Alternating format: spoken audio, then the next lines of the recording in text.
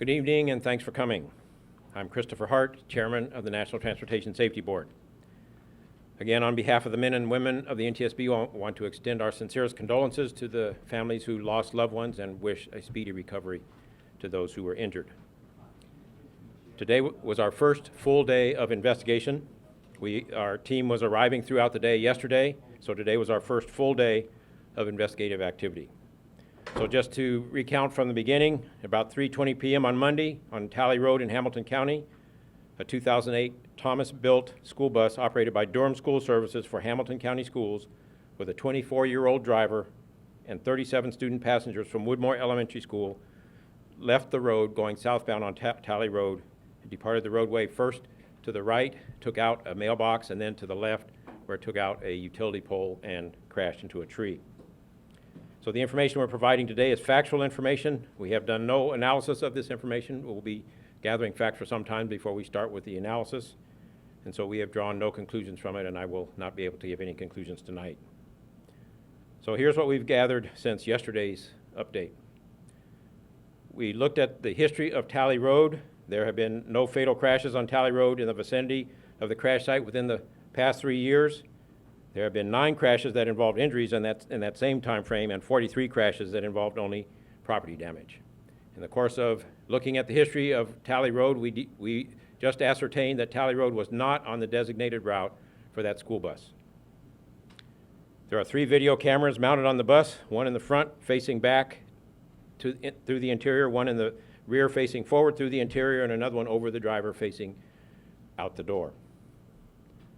The videos have been downloaded. We were having trouble downloading the videos because of the damage to the cameras, and because of the difficulty, we have not completed the download, and we're bringing an expert, one of our recorders experts in from Washington, who will be coming later this week to help, because we needed expertise in getting information from the damaged recorders. The mechanical inspection of the bus is underway. We're just about finished with that. We're looking at the brakes, we're looking at the steering, we're looking at the mechanical condition of the bus to see to what extent was that part of the cause of this accident. The engine control module has been removed from the bus and will also be analyzed by our recorder specialist who's coming later this week. That's also presenting some challenges, some download challenges, but ideally if we can get the information from that, we will be able to determine the speed of the bus. We will be able to determine brake application and other facts that we are looking to determine. The bus was owned and operated by Durham School Services of Downers Grove, Illinois. They are a very large company with something like 13,000 buses and thousands of drivers, one of the largest school bus providers in the United States. We met with their representatives and their parent company, National Express, and they have provided us with all of the requested documentation and have been very cooperative throughout the course of this investigation. They are a party to the investigation. According to the Federal Motor Carrier Safety Administration's Motor Carrier Management Information System, Durham School Services was operating on a conditional safety rating since 2007, which means the FMCSA found some problems regarding that company, but the problems were resolved to the point that it was upgraded to a satisfactory rating in August of 2015. We'll be exploring what were the deficiencies and what was done about those deficiencies. So we're still in the process of reviewing their operational oversight and crash history. We have conducted interviews with some parents. We will be doing more interviews. We have asked for witnesses who have any information that can be helpful to us to contact us or the Chattanooga police so that we can use that information, because the more information we get about people who happen to catch the bus move on their cell phone video, or people who heard from their kids about the driver, or any information that would be helpful to us, please let us know or the Chattanooga Police Department. And again, I would like to emphasize how good the cooperation has been between us and the Chattanooga Police Department. We could not do what we're doing without their help. As you know, they are doing a parallel investigation to determine whether criminal charges are warranted and pursuing that. Our investigation, the purpose of our investigation is to determine what went wrong and then make recommendations to try to prevent it from happening again. We've also begun interviewing first responders, because in addition to wanting to try to prevent the accident in the first place, we looked at how, once the accident occurred, how the response was to try to mitigate the fatalities and injuries from the accident. We've also begun the interior inspection of the school bus, because we're looking extensively at occupant protection issues regarding questions like belts and to what extent would belts have made a difference. We've learned from the Chattanooga Police Department that The post-crash toxicology testing of the driver was negative for both alcohol and commonly tested drugs. You heard that in the police report this afternoon. We will be sending the samples also to our Oklahoma facility to look at a much longer list of drugs, licit and illicit drugs. Our family assistance staff has continued their outreach efforts to families and continued to collaborate with the local family assistance response community. The investigator in charge, Robert Aceta, who is leading the NTSB investigation team, will continue to direct the investigation. Our investigators will remain on scene for several more days to gather all the information that they can locally and to talk to witnesses. After that, the investigators will continue the investigation off-site to complete the fact-finding, and then after the fact-finding is the analytical phase. During the fact-finding, we work with all of the parties to get all the technical information from them that we can. That's a very collaborative effort. After the fact-finding is finished, then the collaboration stops and we go to the analysis phase, and we do the analysis ourselves. The purpose of that is so that the analysis will be impartial and unbiased. We remain very interested in what witnesses to the crash may have to report, as I mentioned, so anyone who has any information that would be helpful to us in this investigation, please let us or the Chattanooga Police Department know.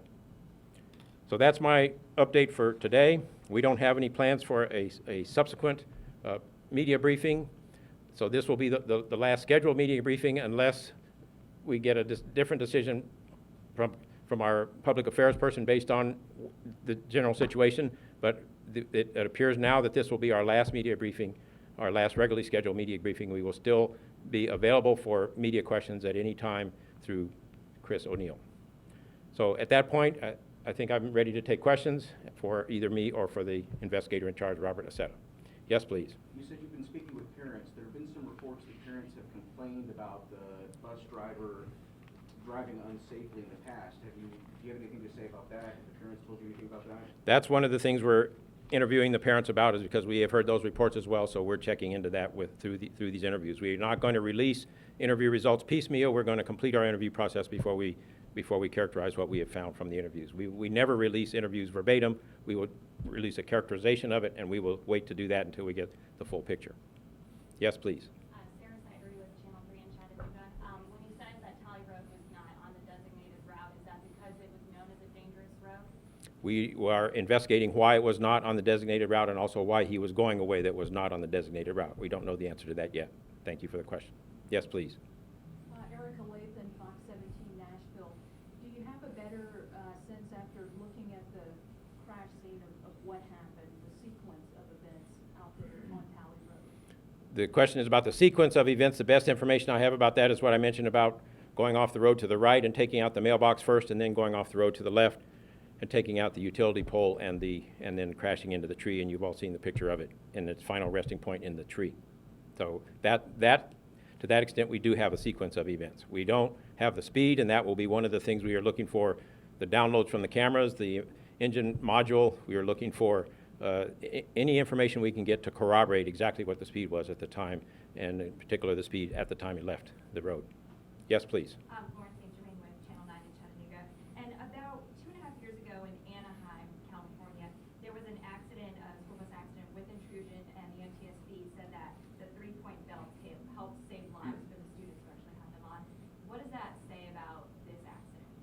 The question is about the Anaheim accident. We were very fortunate in the Anaheim accident in at least two respects. One was that they had lap and shoulder belts, and two is that they had inside cameras to let us see what happened as a result of the crash. And so it was because of that we realized that, yes, lap belts are good, lap and shoulder belts are much better, and that's when we made a recommendation for anybody purchasing new buses to consider the benefits of lap and shoulder belts in their purchase of new buses, because we saw enormous improvement because of that in the Anaheim crash, and because of having the lap and shoulder belts.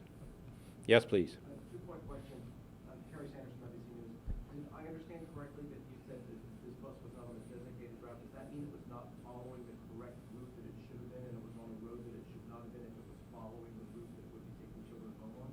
The question is about the designated route, and yes, we have ascertained that this road was not on the designated route for that bus. So he should not have been driving that route. Do we know whether he had driven this road previously, or this was sort of a one-off and he went on the road that day? And the question is, do we know whether he went this route previously? That's one of the things we're exploring is A, has he done it before, and B, if so, why? And I guess the other question that I have is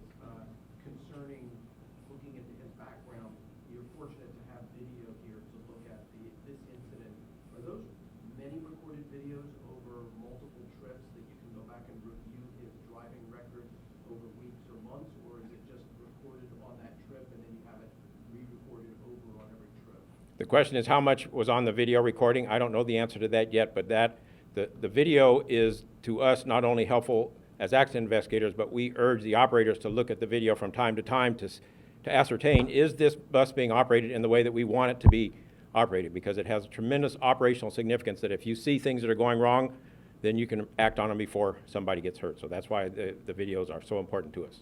Yes, please. Can you speak on the collaboration efforts that will take place? I know you're interviewing witnesses now. Will that information, those witness statements, be sent to police? Are we re-interviewing the same witnesses, or how does that part work? The question is about the collaboration between us and the police department regarding the witnesses. We try to avoid multiple interviews if possible and work with the police department as much as possible, but sometimes we may have divergent purposes and we may have to have two interviews of the same witness. So that's case by case. You all get are then handed back to the police department, per se, for any further. We share the information between us and the police department, yes. Yes, please. Chattanooga. Do you guys, by any chance, know if Jonathan Walker left the scene at any point? I don't know what we have found in that respect. We will know that, but I don't know it as we speak. The question is, did he leave the scene at the point after the accident? And I don't know the answer to that. Yes, please. Erica Lathan, Fox 17 News, Nashville. Will you be looking at Mr. Walker's cell phone or possible use of GPS? Is that something that you're looking at? And do you have his cell phone? The question is about the cell phone, the driver's cell phone. We customarily now, we've learned from our lesson from many investigations that we customarily look at cell phone records as a matter of course, routinely. And that means not only the cell phone itself, but it also means looking at the carrier's records to see what kind of information was going in or out, and that is helpful to know, was there anything being transmitted or received at the time, but we need the cell phone itself in order to know, was there actually activation of the cell phone without sending or receiving a signal at the time when the crash occurred. So we are looking into all of that. Yes, please. These videos that the buses have, do they normally have audio as well as pictures? The question is about is there audio with the video? And the answer to that is yes. The cameras have both audio and video. We don't know about the quality of the audio because we've heard some allegations about things that were said, and we're wondering, will we be able to hear that? And that remains to be determined. Again, it was the damage to the cameras that's creating the complication in the download, and that's why we had to bring our experts from Washington to help us with the download. Yes, please. Darrell Calvin, ABC News. Quick question about the company. Anything new from the company that the contractor who was actually operating the bus? You're talking about Durham? Yes. Question is about Durham. We are investigating Durham. Durham is a party to this investigation, and they are cooperating with us extensively, providing all the documents we request. We have a ways to go in that examination as well. Any kind of background on Durham as far as accidents, number of accidents? We've heard, the question is any background on them in terms of accidents. We've heard about a large number of accidents that we've had, but as I said, they have 13,000 buses and thousands of drivers. Our issue is not so much how many accidents did they have. Our issue is what is the rate of accidents in terms of how many accidents per bus and per driver, and how does that compare with other large operators, and that we will be looking into all of that. Yes, please. Emmett Eda with the Chattanooga Times-Free Press. Do you know if the bus driver, Mr. Walker, also did the morning shift that day? The question is, do we know if the bus driver did the morning shift that day? I don't know the answer to that, but our investigation will find that out. Yes, please. You said that the bus driver had gotten his commercial license in April. Do you think his relative newness could have been a factor in this? The question is about the fact that the driver only received his commercial driver's license in April. We will be looking at his pre-commercial driver's license history. We will be looking at his post-driver's license history, and in particular, what the employer Durham knew about him when they hired him in terms of his driving record, and then what kind of training they put him through before they put him in the front seat of a school bus. We will be looking into all of that as part of the investigation.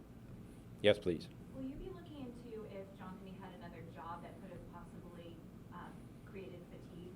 The question is, will we be looking into another job? I'm glad you raised that because I meant to mention that we do know that he did have another job with Amazon as they ramp up for their holiday shipment activities, and we are looking into whether that contributed to fatigue on his part. So we are aware that he did have another job. Any further questions? Yes, please. Seatbelts. You were talking about the intrusion in Anaheim. Would seatbelts, for your professional, have made a difference in this case? The question is, would seatbelts have made a difference? And that's one of the questions we'll be looking at after the Anaheim experience that was mentioned before. We are very interested in seeing could seatbelts have reduced the extent of injuries and even the number of fatalities in this case? Don't know the answer to that yet, but that is certainly one of the questions we would like to answer. We have recommended for a long time a holistic approach to safety, to the occupant protection. That's not just the compartmentalization that we already have that addresses front and rear impact, but also something that addresses side impact and rollover. We're looking at ways to have total protection for the occupants in all those circumstances. Yes, please. Do you know for Durham, the driver was demanded of him to get from point A to point B at under a certain time? I'm not sure I understand the question. Please repeat it. Did he need to get from point A to point B under a certain Oh. time for his job? So the question is, did he have a time constraint? We are looking into that in terms of the way the operator works and how they treat time issues. We don't know the answer to that, but we are looking into that. Yes, please. Larry Flowers, KRN News 2 Nashville. Earlier today, we saw NTSB as well as Chattanooga Police there on the scene, reconstructing the accident, marking, taking measurements. Have you guys been able to determine anything additional from today's activities?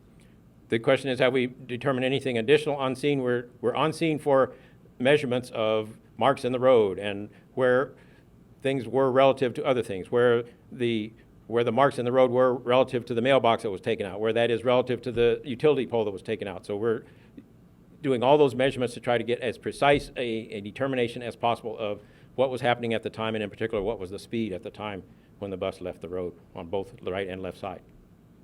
Yes, please. The bus was moved before your team got here. How does that affect your investigation? The question is, were we affected by the fact that the bus was moved before we got here? The Chattanooga Police did very thorough photographic documentation of the scene, and we are satisfied that we will have from that all that we need, and that we did not need to be here when the bus was in place. Any more questions? Well, thank you very much for coming tonight, and any further questions will be directed to Chris O'Neill, and I think you have a closing comment to say about follow-up activities. Thank you. Thank you.